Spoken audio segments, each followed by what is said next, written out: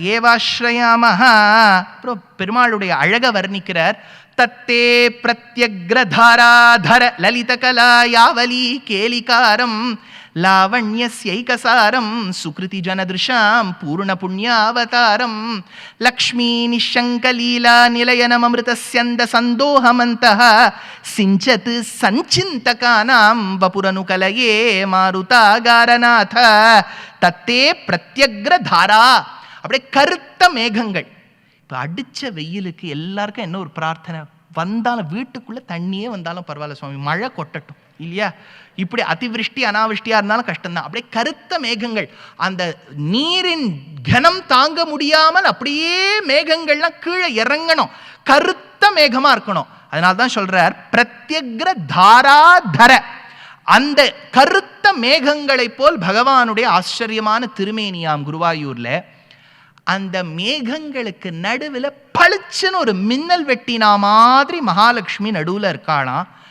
அந்த மேகத்துக்கு பின்னாடி, இப்போ நீங்கள் மேகத்துக்கு பின்னாடியிலே லைட்டை போட்டால் நீங்கள் மேகத்தை பார்க்கும்போது ஒரு ஆரா தெரியும் இல்லையா? அந்த மாதிரி லலித கலா யாவளி கேலிகாரம், ப்ளூ லில்லிஸ் நன்னா ஸ்ட்ரிங் பண்ணிட்டோ, அதில் நன்ன நைல்யத்தில் ஒரு ப்ளூ உஜாலா மாதிரி அதை நினச்சிட்டோ, பின்னாடி ஒரு மாலையை போட்டால் அந்த ப்ளூ கலர் நீல கலர் எப்படி தெரிக்குமோ அந்த மாதிரி அழகான காந்தியோடு கூடிய பகவானாம் லலித கலாய அவலி கேலிகாரம் லாவண்யஸ்ய ஏகசாரம்.